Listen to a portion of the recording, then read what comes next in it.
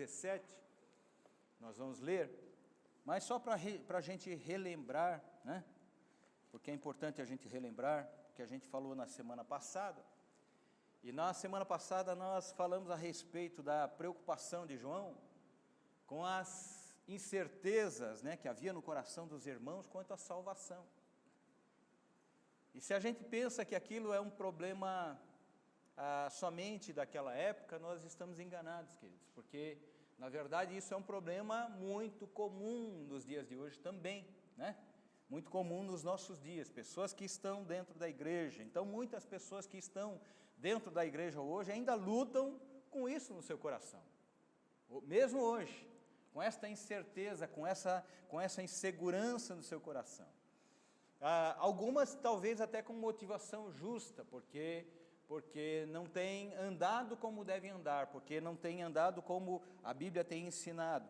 Outras até porque não conhecem, né? A luta contra o pecado na vida do homem, ela é, antes de tudo, ela é uma luta espiritual, né?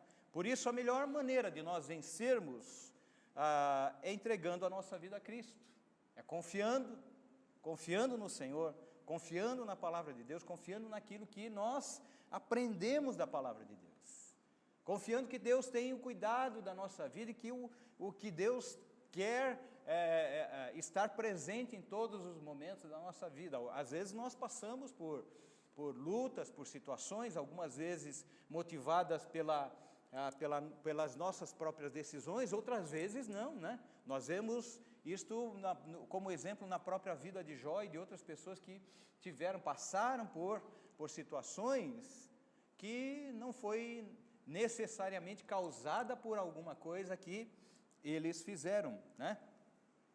Mas quando a gente coloca a nossa vida nas mãos de Deus, nós podemos confiar que Deus tem cuidado de cada segundo, de cada momento da nossa vida, de cada situação, Ele está ali tomando conta de tudo. Mas ainda assim, queridos, nós vemos que muitos crentes têm uma vida de altos e baixos, né? Uma hora está aqui em cima, outra hora está lá embaixo, na sua caminhada cristã, por não entenderem o amor de Deus, por não entenderem que Deus os ama de maneira incondicional, por não entenderem que Deus os ama independente deles e das atitudes que essas pessoas têm. E quando isto acontece, as pessoas se sentem salvas no momento, e no outro momento estão lá no inferno, estão vivendo no inferno, estão se sentindo no momento.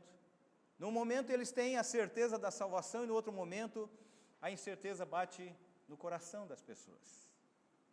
Porque aquele sentimento de culpa que muitas vezes a gente tem quando toma alguma atitude errada, ou quando toma alguma decisão errada, ou quando comete um erro, comete um pecado, não tenha dúvida de que o Espírito Santo fala no nosso coração, ele nos move, ele nos toca, porque Ele quer que a gente se arrependa, né? Ele quer que a gente volte atrás, Ele quer que a gente corrija aquela situação e volte para os caminhos de Deus. O amor de Deus não depende daquilo que o homem faz. Não muda porque nós fazemos, por exemplo, coisas boas, ou porque nós praticamos o bem, ou porque nós amamos as pessoas à nossa volta. Não é isto que faz com que Deus nos ame, embora isto seja algo que a palavra de Deus nos ensina a fazer. Mas não é isso que faz com que Deus nos ame. Também não muda, queridos, porque nós não amamos a Deus. Quem não ama a Deus, Deus as ama da mesma maneira. Talvez essas pessoas, por não escolherem viver debaixo do amor de Deus, vão para o inferno, sim. Mas isso não significa que Deus não as ame. Não significa que Deus não espera por uma decisão dessas pessoas de se voltar para Deus. Deus as ama a si mesmo. Deus ama a todas as pessoas. O amor faz parte do caráter de Deus. O amor de Deus não muda porque nós pecamos, Ele não deixa de nos amar porque nós pecamos, porque alguém peca. Deus nos ama, Deus ama o pecador, Deus ama as pessoas de uma forma incondicional.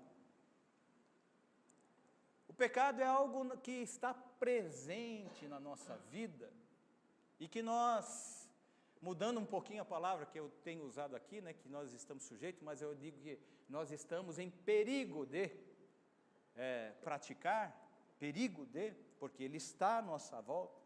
Tiago capítulo 1, versículo 14, ele nos ensina que, e nos alerta, né, que o pecado, ele é antes de tudo originado pela cobiça, e pela cobiça que está no nosso coração, pelo desejo desenfreado que quer dominar o nosso coração, por aquilo que está dentro de nós, por algo que pela nossa condição, né, está ali dentro do nosso coração, o desejo, muitas vezes, de fazer coisas que não devemos fazer. E nós vemos, quando o apóstolo Paulo, ele era um homem de Deus, convertido, né? Depois de convertido, ele aprendeu a amar a Deus, ele aprendeu a amar a Deus verdadeiramente. Mas quando ele escreve lá em Romanos 7, 14 e 15, ele escreve dizendo assim, olha, porque bem sabemos que a lei é espiritual. Ele estava falando da lei.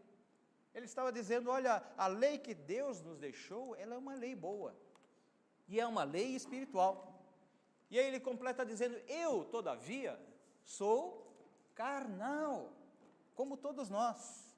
Ele diz, vendido à escravidão do pecado, porque nem mesmo compreendo o meu próprio modo de agir, pois não faço o que prefiro, e sim o que detesto.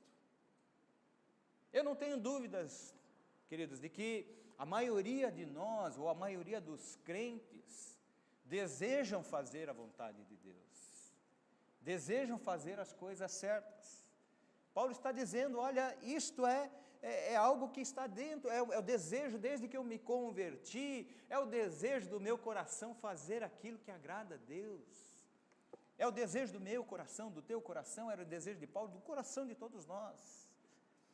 Mas ele escreve lá em 1 Coríntios 5, 27, dizendo assim, olha, mas eu esmurro o meu corpo e o reduzo à escravidão, para que, tendo pregado a outros, não venha eu mesmo a ser desqualificado.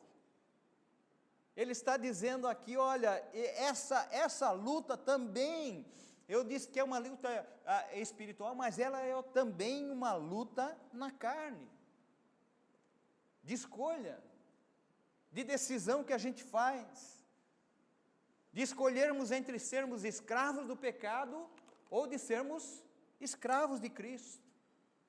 E ele usa um termo aqui, quando ele escreve, esmurro o meu corpo e o reduzo à escravidão. Ele está falando aqui de um desejo do coração dele, de fazer com que o próprio corpo dele, as vontades dele, os desejos carnais que ele tem, sejam sujeitos à vontade espiritual de fazer a vontade de Deus, de tornar aqueles desejos que são incompatíveis com aquilo que ele crê, que fazem parte do caráter cristão, da vida cristã. Ele diz, olha, eu reduzo a escravidão, eu coloco esses desejos debaixo da escravidão da minha vontade interior, da vontade do meu espírito que quer agradar a Deus.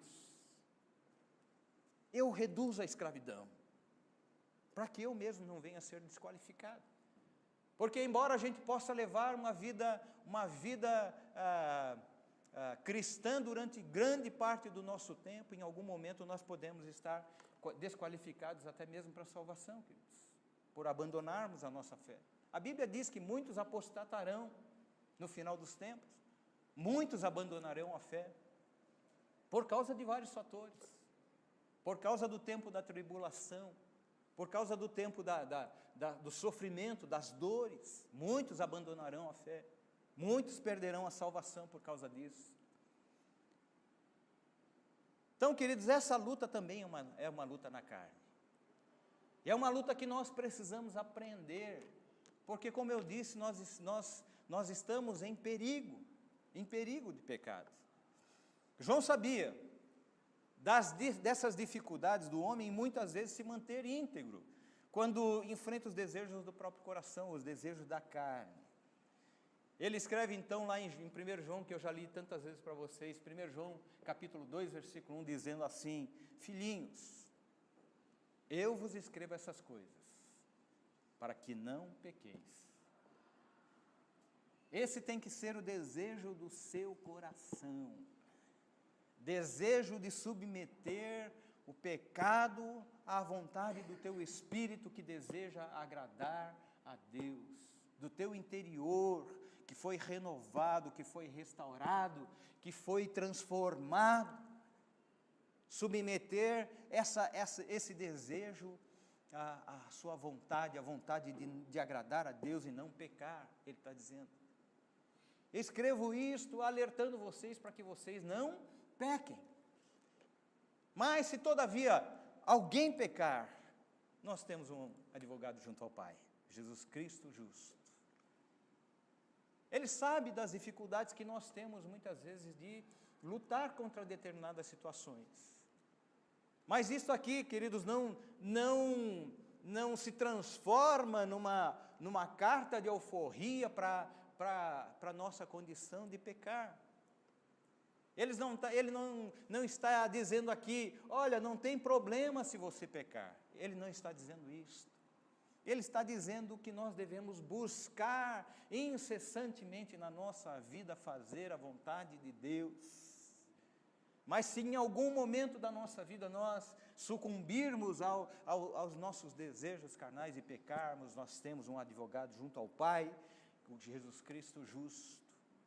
Porque aquele que está em Cristo, ele diz, nova criatura é, Paulo afirma, nova criatura é. Nova criatura. Então nós precisamos aprender a viver como novas criaturas. João escreve lá no Evangelho de João, olha, já nenhuma condenação há para aqueles que estão em Cristo Jesus. Ainda que você tenha errado em algum momento, na epístola ele diz, olha, confesse o seu pecado. Porque se confessarmos os nossos pecados, ele é fiel e justo para nos purificar dos pecados e nos purificar de toda injustiça. Ele é fiel e justo. Ele não está nos dando aqui uma permissão para pecar, queridos. Ele não está dizendo, olha, não tem problema, não. Ele está dizendo, tem problema sim, porque quando a gente peca, quando a gente erra, nós sofremos as consequências disso na nossa vida. Lá no livro de Salomão, quando a gente lê o livro de Salomão, na sua sabedoria, Salomão escreveu lá dizendo, a vereda do justo é como a luz da aurora, que vai brilhando mais e mais, até ser dia perfeito. Salomão está dizendo que a nossa vida cristã, né, a gente trazendo esta mensagem de Salomão para os nossos dias, esse provérbio de Salomão para os nossos dias, ele está dizendo para nós que a nossa vida cristã deve ser uma vida de crescimento, de aprender com as circunstâncias, de não errarmos mais naquilo que tropeçamos antes, de enxergarmos as coisas que acontecem à nossa volta, de não permitirmos que aquilo em que nós erramos antes continue fazendo parte da nossa vida.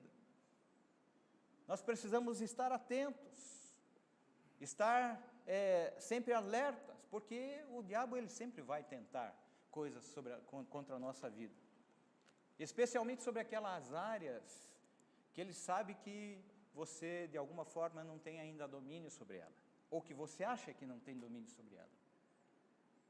A palavra de Deus diz que nós precisamos aprender, né? Não pela nossa força, mas porque nós temos um Deus que nos capacita a isto, a ter domínio próprio, a ter domínio sobre a nossa vida, a ter domínio sobre as nossas vontades, a ter domínio sobre os nossos sentimentos, a ter domínio sobre as coisas que envolvem a nossa vida. Nós precisamos aprender, e Deus nos capacita a isto. E às vezes a gente acha que tem áreas que nós não podemos, que nós não conseguimos dominar, Você não consegue dominar isto naturalmente, mas quando você está em Deus, Deus te fortalece e te capacita a dominar essas áreas na sua vida. João nos lembra isto, falando que à medida em que somos aperfeiçoados no amor de Deus, vamos crescendo em maturidade, porque conhecemos a Deus. À medida em que nós vamos sendo aperfeiçoados no amor de Deus, nós conhecemos a Deus, conhecemos quem Deus é, conhecemos o caráter de Deus, conhecemos como Deus age na nossa vida. E então ele começa agora a falar, aqui no capítulo 2, versículos 15 a 17, ele começa dizendo assim: não ameis o mundo, nem as coisas que há no mundo. Se alguém amar o mundo, o amor do Pai não está nele. Porque tudo que há no mundo, a concupiscência da carne, a concupiscência dos olhos e a soberba da vida, não procede do Pai, mas procede do mundo. Ora, o mundo passa, bem como a sua concupiscência. Aquele, porém, que faz a vontade de Deus, permanece eternamente. Amém, queridos? Palavra do apóstolo João, trazendo uma nova mensagem aqui para a gente: não ameis o mundo. E o que ele quer dizer quando ele fala não ameis o mundo? A gente pode distinguir, quando a gente lê a Bíblia, queridos, nós podemos distinguir algumas definições diferentes para a palavra mundo. Ele fala de mundo, por exemplo, a Bíblia fala de mundo, por exemplo, como a criação, né? A criação de Deus, fala de mundo como o universo. Atos 17, 24, registra assim: o Deus que fez o mundo e tudo que nele existe, ou seja, todas as coisas que compõem o mundo físico, o universo, né? A criação de Deus, sendo Ele Senhor do céu e da terra. Em Salmos 89, 11, ele diz assim: teus são os céus, tua é a terra, o mundo e a sua plenitude, tu os fundaste. Fala da criação de Deus. Não é deste mundo que João está se referindo aqui.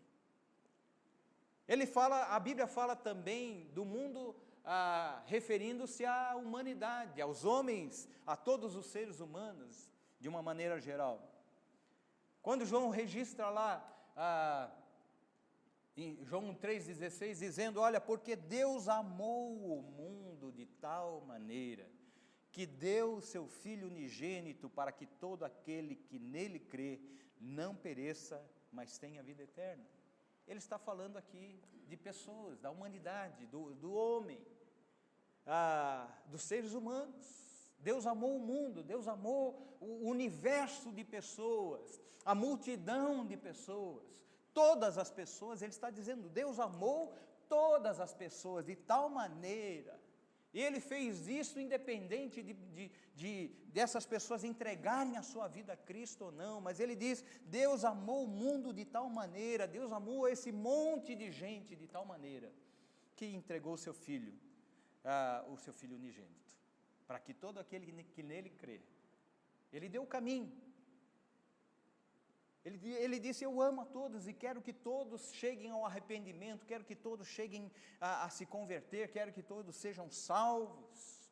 E ele diz: o caminho é através de Jesus Cristo, para que todo aquele que nele crê não pereça, mas tenha a vida eterna. Ele está falando aqui de pessoas, dos seres humanos. Em João 17, 21, ele diz: olha, para que o mundo creia que tu me enviaste. Não é o universo, ele não está falando do universo, para que o universo creia que tu me enviaste. Não, ele está falando para que as pessoas, o mundo, esse mundo de pessoas creia que tu me enviaste.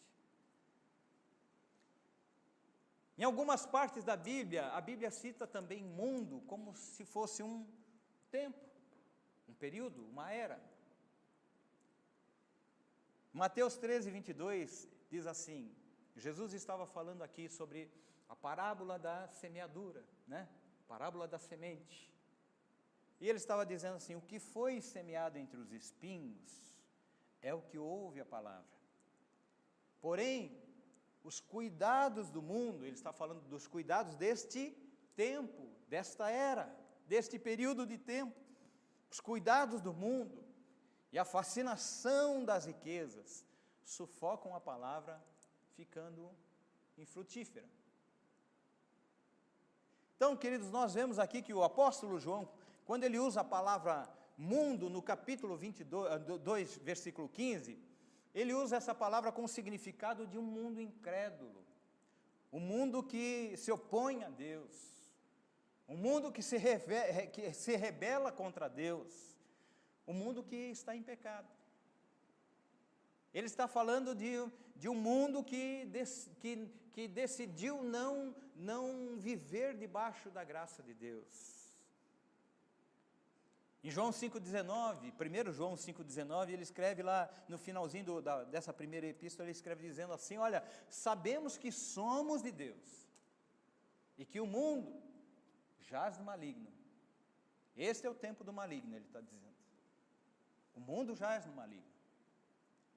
A Bíblia diz que Satanás é o príncipe deste mundo. É o príncipe do universo? Não, queridos, o universo pertence a Deus. O universo pertence ao Senhor. E Satanás não pode tomar isto. Mas ele diz, o mundo jaz no maligno. Este é o tempo da manifestação do maligno. Este é o tempo da manifestação do diabo. Por permissão de Deus. Ele está falando aqui, queridos, de um espírito de rebeldia e incredulidade que tem dominado a vida das pessoas e pessoas a quem Deus quer salvar, pessoas a quem Deus ama, quer que elas cheguem ao arrependimento, quer que elas sejam salvas. Esse espírito de rebeldia e incredulidade está no coração do não arrependido, está no coração daqueles que não entregaram a sua vida a Cristo. E ele está nos mostrando aqui que isto se manifesta na vida das pessoas de 3 maneiras que ele enumera aqui. Ele está dizendo, olha, isto se manifesta através da concupiscência da carne, da concupiscência dos olhos e da soberba da vida. 3 áreas. 3 áreas que nós vemos presentes desde lá do Éden. Concupiscência da carne, desejo. Concupiscência dos olhos, aquilo que vê. Soberba da vida, né? Marcos 4,19, que é falando daquele mesmo texto que nós lemos a respeito ali em Mateus, ele registra de uma forma um pouquinho diferente, ele diz, mas os cuidados do mundo, a fascinação da riqueza e as demais ambições concorrendo, sufocam a palavra, ficando ela infrutífera. Marcos, ele aqui define de uma maneira genérica qualquer desejo ou ambição que eventualmente possam tomar o lugar de Deus na nossa vida. E esse é o problema. Porque ter desejo ou ambição, queridos, não é algo ruim ou necessariamente ruim. Nós podemos ter desejo no nosso coração. Nós podemos ter algumas ambições no nosso coração. Nós, por exemplo, sexo não é algo ruim. Deus criou para a satisfação carnal do homem e da mulher. Comida não é algo ruim. Deus criou a comida para alimentação e sustento do homem. Em alguns lugares da Bíblia nós vemos desejos registrados de pessoas, de Paulo desejando estar com os irmãos em tal lugar, nesse ou naquele lugar, o meu desejo é de estar, mas tenho sido impedido, ele registra. O próprio Jesus, Lucas registra lá, 22:15, registra que o desejo de Jesus, ele fala, o meu desejo é comer a Páscoa convosco.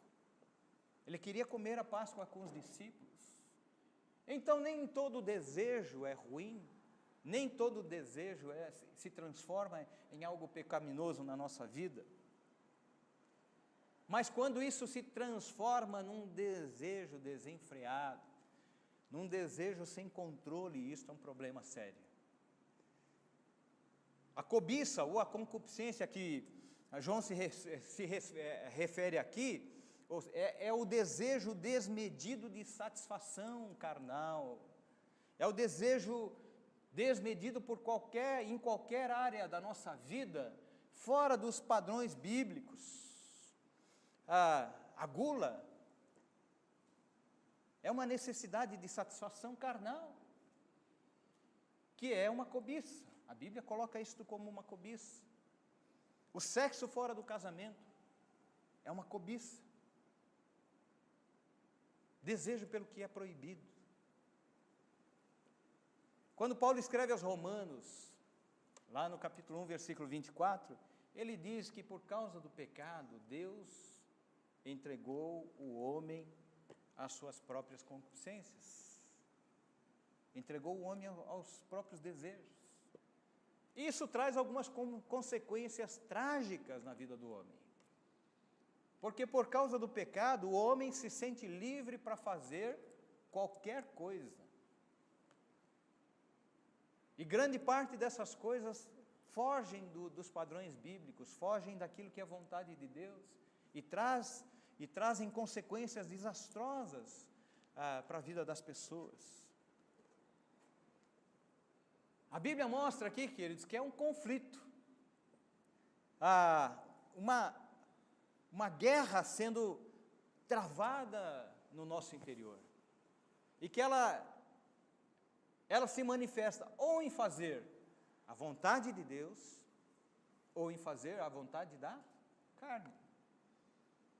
Nós temos uma guerra sendo travada. Nós podemos dar vazão à vontade da carne, ou nós podemos dar vazão à vontade do Espírito. Nós podemos ceder à vontade da carne, ou então podemos decidir andar no Espírito. Há uma guerra sendo travada no nosso interior. É o desejo do Espírito contra o desejo da carne, que Paulo descreve em Gálatas 5,17.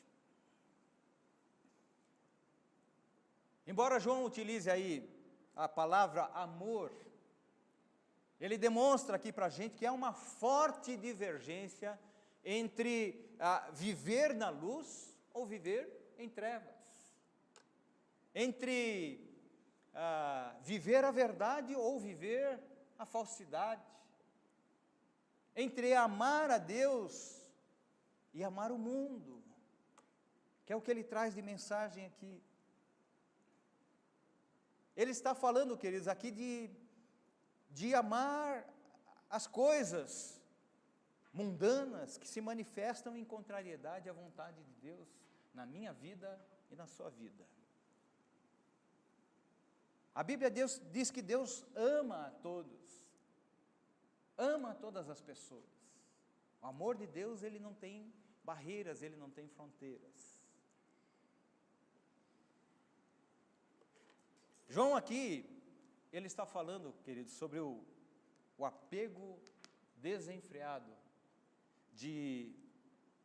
ou por coisas, né? Por coisas e situações nas quais o homem coloca o seu coração, seja por causa do valor, seja por causa do estômago, do apetite, seja por causa da necessidade de uma satisfação que ele quer realizar a qualquer custo.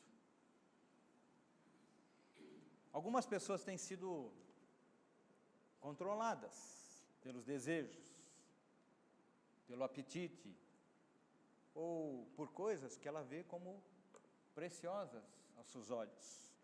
E essas coisas podem, eventualmente, destruir essas pessoas. E essas pessoas, quando eu digo, queridos, nós estamos incluídos.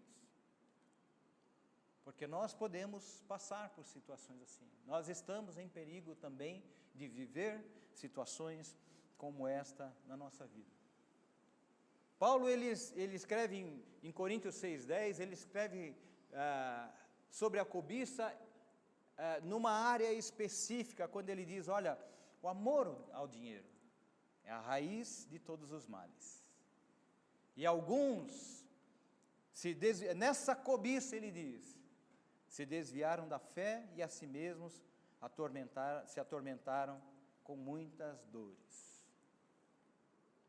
Paulo nos dá aqui de um exemplo de uma das mais importantes áreas na vida de qualquer pessoa, que mexe com qualquer pessoa, e que se traduz em concupiscência, se traduz em cobiça. E o que ele nos mostra aqui, queridos? Ele nos mostra que a concupiscência ou a cobiça, ela frequentemente se transforma num ídolo, porque aquilo passa a ser o nosso foco, aquilo passa a ser o nosso objetivo, aquilo vira um ídolo para a nossa vida. E quando nós colocamos ídolos na nossa vida, nós destronamos o Senhor da nossa vida. Nós tiramos o Senhor como Senhor da nossa vida e colocamos algo no seu lugar. Deixamos de olhar para Deus e começamos a olhar para aquilo que naquele momento está nos trazendo mais satisfação.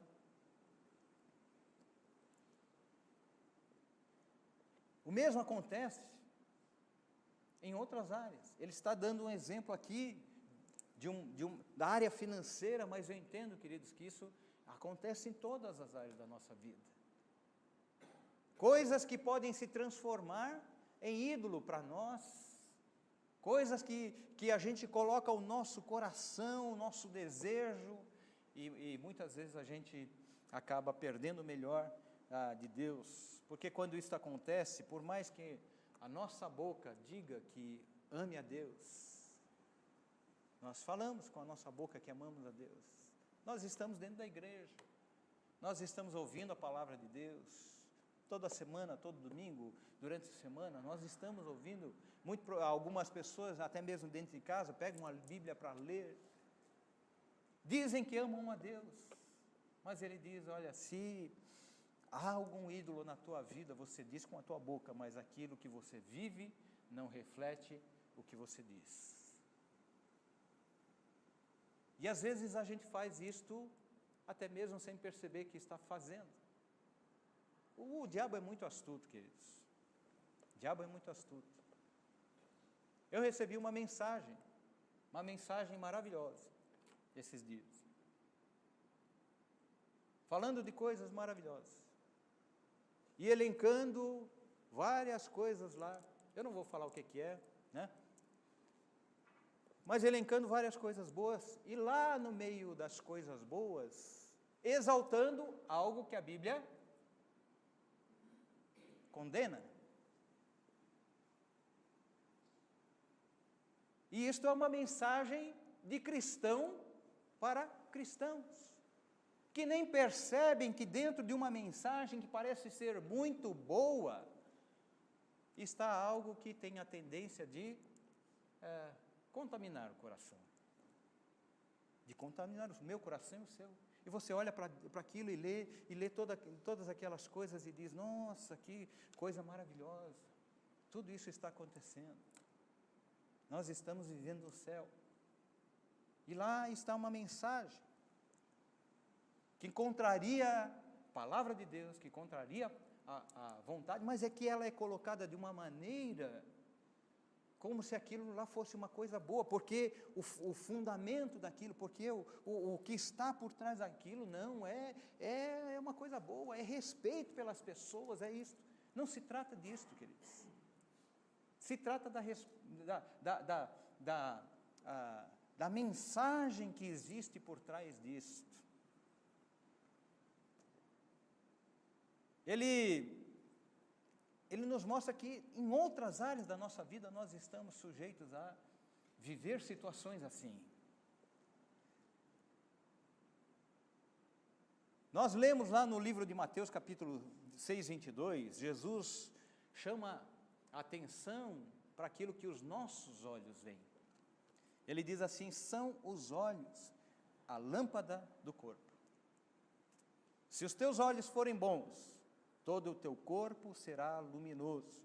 Se, porém, os teus olhos forem maus, todo o teu corpo estará em trevas. Jesus também falou sobre a concupiscência dos olhos. E eu quero estender um pouquinho, porque os nossos olhos estão ligados também com aquilo que nós ouvimos. E incluir dentro dessa concupiscência dos olhos, incluir também aquilo que nós ouvimos.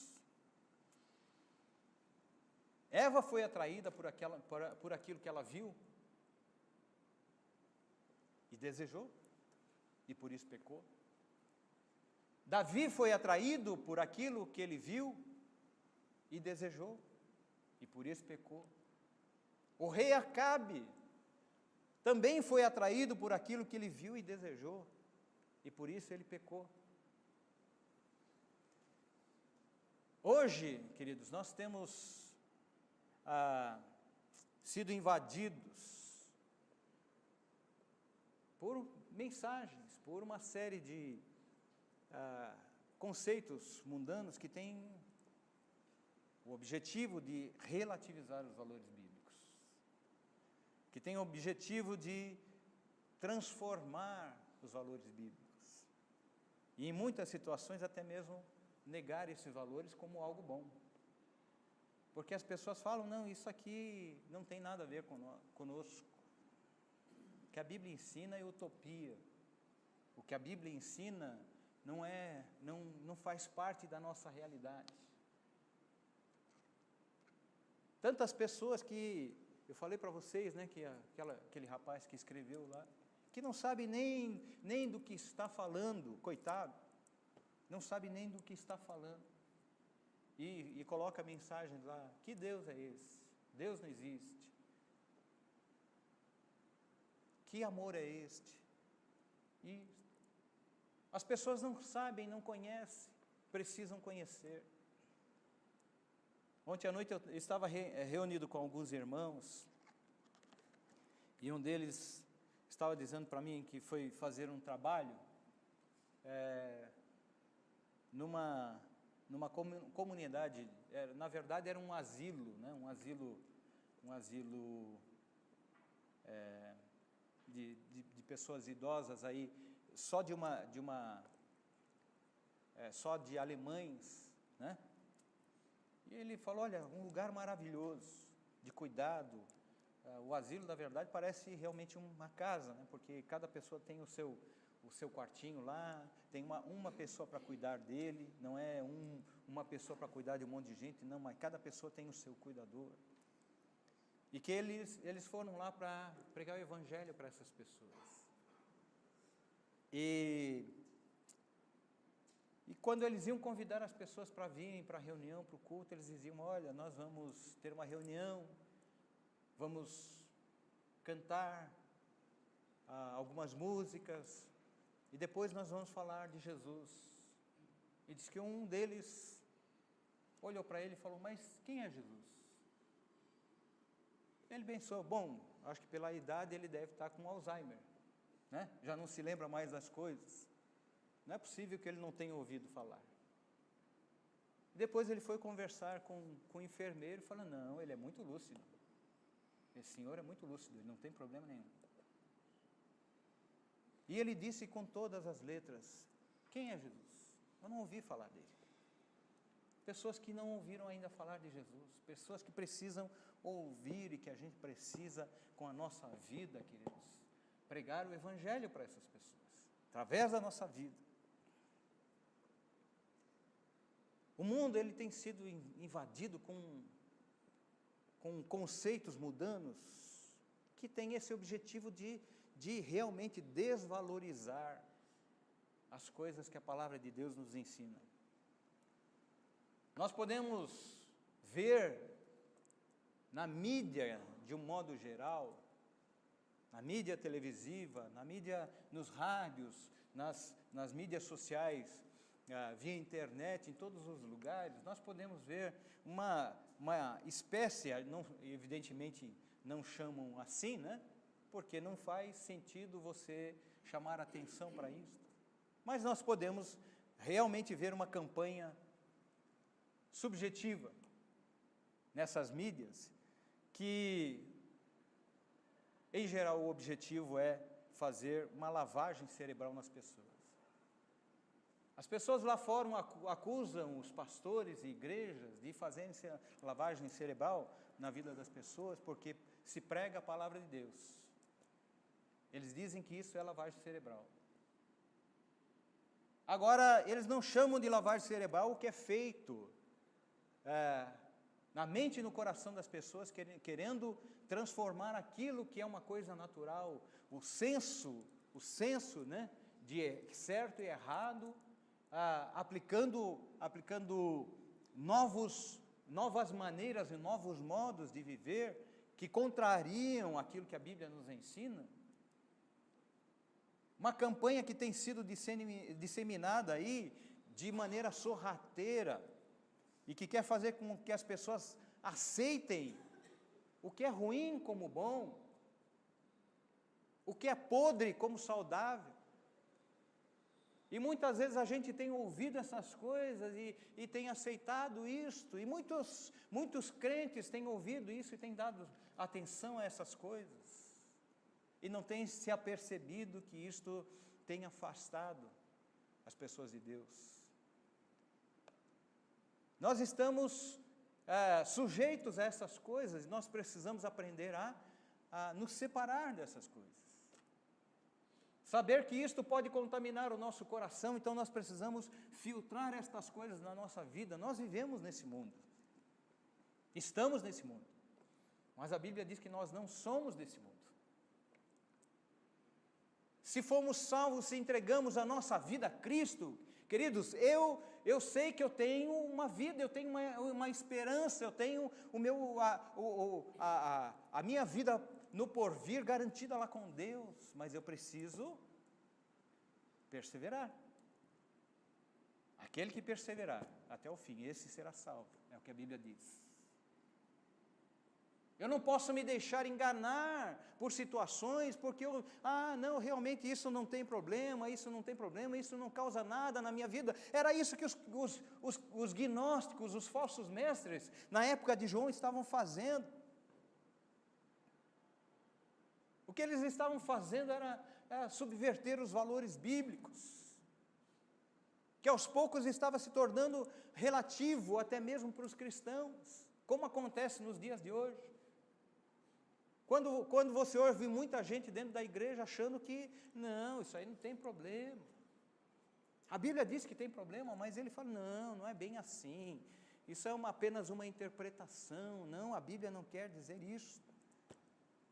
Os gnósticos daquela época estavam tentando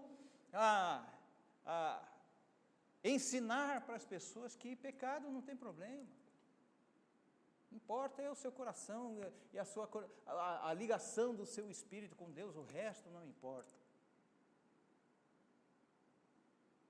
João está nos chamando a atenção para isto, queridos. Que nós precisamos estar atentos. Amém, queridos?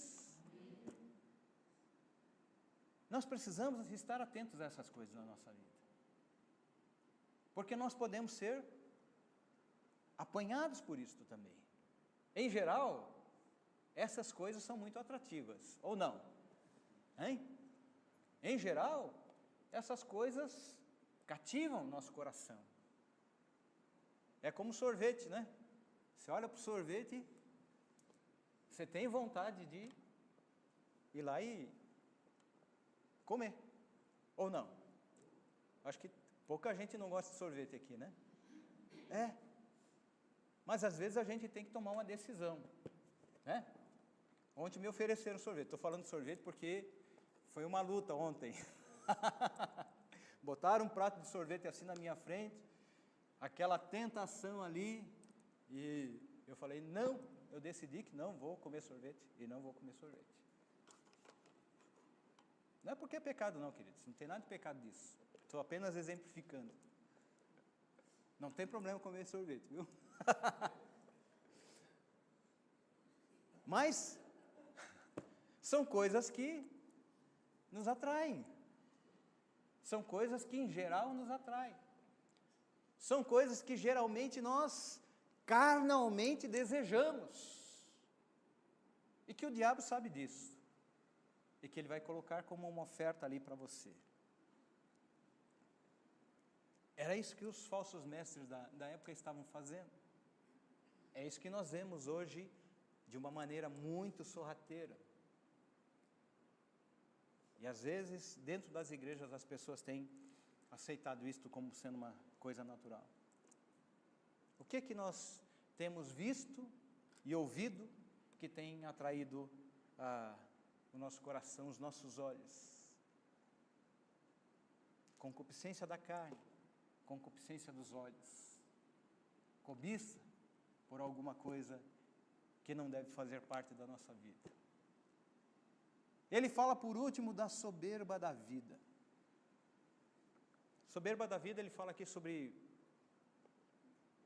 um orgulho jactancioso, né, que muitas vezes toma conta do coração do homem. Às vezes você pode olhar para alguma pessoa e você vê claramente atitudes arrogantes, pessoas que gostam de se mostrar, né, como superiores. E você, né, imediatamente identifica aquilo e diz, mas que camarada arrogante, né? Que presunçoso, que jactancioso. Mas, queridos, vou dizer uma coisa para vocês, a soberba está muitas vezes escondida no coração, e aí ela não se revela como tal. Jesus, ele nos chama a atenção quando ele conta a parábola do fariseu e do publicano. Os dois vão na igreja, os dois vão no templo para orar.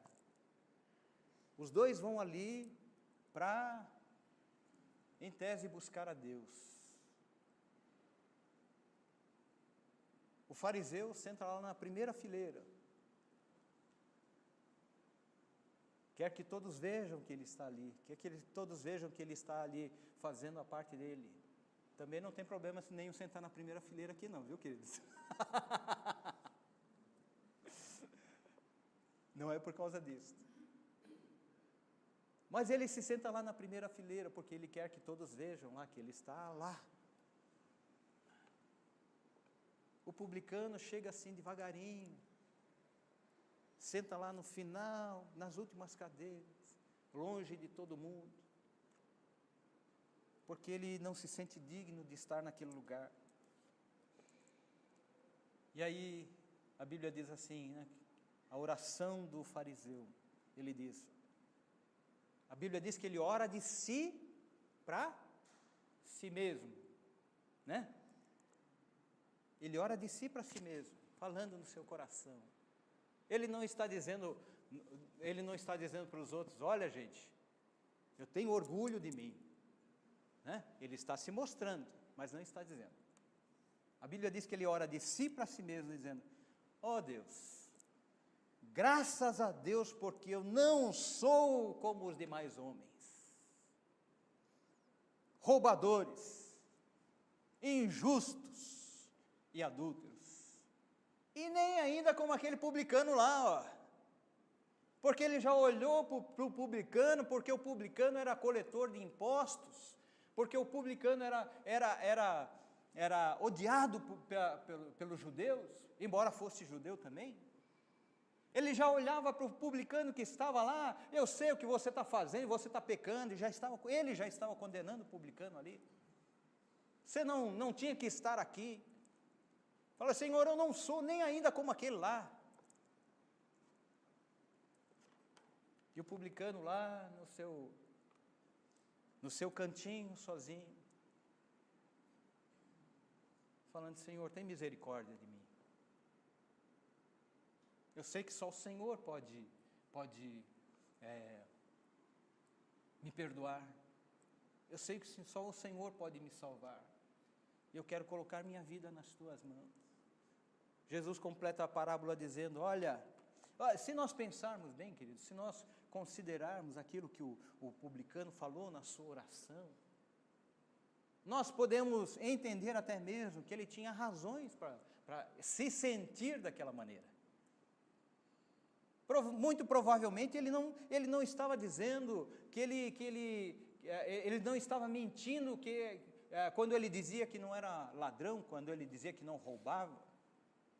Muito provavelmente ele estava dizendo a verdade quando ele dizia que não era injusto. Ele deveria ser justo com as pessoas. Ele deveria estar dizendo a verdade quando ele dizia que não era adúltero, porque ele era fiel à sua esposa. Ele tinha motivos, no coração dele ele tinha motivos para se sentir daquela maneira. Mas Jesus diz assim, olha, esse aqui, que se humilhou, que se rendeu a Deus, que se entregou de corpo e alma, esse desceu justificado para a sua casa, e não aquele. Porque todo aquele que se exalta será humilhado. A soberba, muitas vezes, ela não se manifesta exteriormente, mas se manifesta no coração da gente, na forma como nós lidamos com a nossa própria vida em relação às outras pessoas, por nos considerarmos melhores e maiores do que os outros, por acharmos que nós estamos num nível superior. Jesus estava dizendo, olha, este aqui que se humilhou diante de Deus, este desceu justificado para a sua casa. Amém, queridos? E essas coisas, eu digo para vocês, às vezes, ela se manifesta na nossa vida, até mesmo sem a gente perceber. Eu já contei histórias aqui para vocês, da minha própria vida, alguns anos atrás. Quando no meu coração eu não dizia para ninguém, mas eu me achava o cara. Afinal de contas, eu era muito bem sucedido, né? Porque eu tinha alcançado muitas coisas muito cedo. Porque eu entrei como um Zé Ninguém na empresa e em pouco tempo eu tinha o controle de 80 pessoas sob a minha gerência. Eu era o cara. Eu falava isso, queridos? Não, jamais. Mas eu enxergo hoje que naquele tempo, as minhas atitudes demonstravam isto. O meu jeito ou a minha maneira de enxergar aquela situação demonstravam isto. Essas coisas se manifestam muitas vezes na nossa vida, até mesmo sem que a gente queira, mas de alguma forma nós permitimos que ela esteja lá, porque isso faz bem. Faz bem você saber que você é bem-sucedido. Faz bem você saber que você se destacou em relação a outras pessoas. Está vendo? Eu consegui. Fulano não conseguiu. Eu consegui. Eu pelos meus próprios esforços. Eu pela minha dedicação. Não, queridos. Às vezes a gente se torna jactancioso. E não enxerga que está cometendo o pecado da soberba na nossa vida. Lá no Velho Testamento, Deus disse para os judeus, olha, eu fiz essas coisas, mas vocês precisam entender o seguinte, que vocês não podem ter no seu coração que a sua força, a força do seu braço, fez estes milagres, realizou essas coisas na vida de vocês, mas que foi o poder de Deus, amém? É o poder de Deus que realiza em nós, é o Senhor que realiza na nossa vida, é o Senhor que faz com que sejamos capacitados em muitas áreas da nossa vida, é o Senhor que nos dá condições de nos destacarmos. mas nós precisamos aprender a dar glórias a Deus por aquilo que temos alcançado. Paulo, lá em Gálatas 6,14, ele escreveu assim: olha, longe esteja de mim o gloriar-me, senão na cruz de nosso Senhor Jesus Cristo, pelo qual o mundo está crucificado para mim, e eu para o mundo. Amém, queridos? Esta é a mensagem do apóstolo João para a gente. Ele diz: não ameis o mundo, nem as coisas que há no mundo, porque se alguém ama o mundo, o amor do Pai não está nele. Se a gente ama o mundo, e não é o universo, do universo que Deus está falando. Se alguém ama o mundo e ele não está se referindo à humanidade, porque com relação à humanidade, Deus diz que ama a todas as pessoas. Deus amou o mundo, Deus amou todas as pessoas, e nós devemos amar todas as pessoas também. Mas Ele está dizendo, olha, aquele que ama o mundo, aquele que ama as coisas que têm sido oferecidas e que são contrárias à vontade de Deus, as coisas que negam a Deus, aquele que ama o mundo, significa que o amor do Pai não está nele. Amém, queridos? Amém. Nós precisamos ficar atentos, porque se nós não ficarmos atentos, nós podemos incorrer em alguma dessas situações. Fique de pé, queridos.